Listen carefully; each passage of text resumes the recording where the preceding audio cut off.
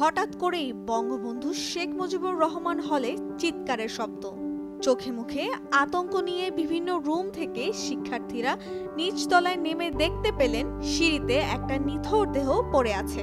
ঠিক তখনই কেউ একজন বলে উঠলেন, কাট। শুটিং চলছে একটি স্বল্পদৈর্ঘ্য সিনেমার, নাম রুম নাম্বার 2011। নির্মাতা জাহাঙ্গীরনগর বিশ্ববিদ্যালয়ের নাটক ও নাট্যতত্ত্ব বিভাগের শিক্ষার্থী শেখ জিসান আহমেদ। বাংলাদেশ প্রকৌশল বিশ্ববিদ্যালয়ের শিক্ষার্থী আবরার ফাহাদের মৃত্যুর ঘটনাকে কেন্দ্র করে সাজানো হয়েছে এই গল্পের প্লট। 6 আগস্ট যখন সোশ্যাল মিডিয়ায় একটি পোস্ট করি যে আমরা আবরার ফাহাদের পরিবারের সাথে কথা বলতে চাই, আপনারা কি আমাদের সাথে তাদের সাথে আমাদের যোগাযোগ করে দিতে পারবেন কিনা।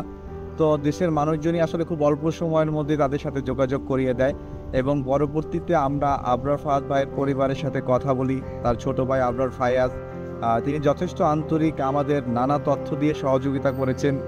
আবরার ফাহাদ ভাইয়ের রুমমেট রাফি ভাই, তার প্রতি কৃতজ্ঞতা, সেও নানা তথ্য দিয়েছেন।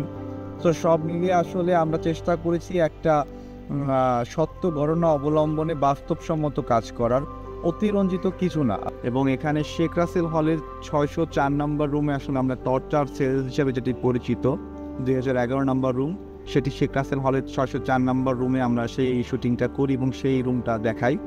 এবং পাশাপাশি বঙ্গবন্ধু শেখ মুজিবুর রহমান হলে আসলে বিশাল একটা পরিধি নিয়ে কাজ করা হয়েছিল, যেখানে প্রায় হলে শতাধিক শিক্ষার্থী অংশগ্রহণ করে এবং মারা যাওয়ার পরবর্তী সিনগুলো বঙ্গবন্ধু শেখ মুজিবুর রহমান হলে করা।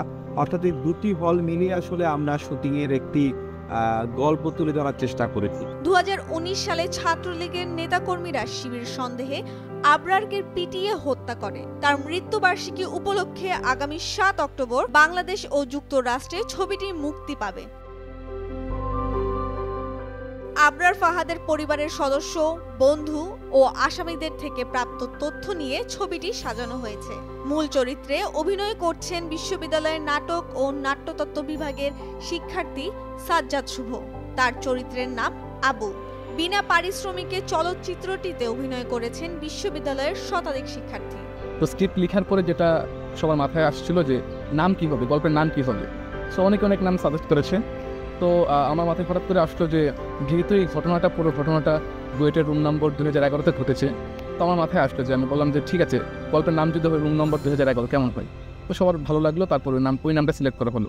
তারপর গল্পের নাম হচ্ছে রুম নম্বর 2011-তেই, মানে ওইভাবে কাজ আগানো। ছবিটি নির্মিত হচ্ছে জিসু এন্টারটেইনমেন্ট প্ল্যাটফর্ম থেকে শূন্য বাজেটে।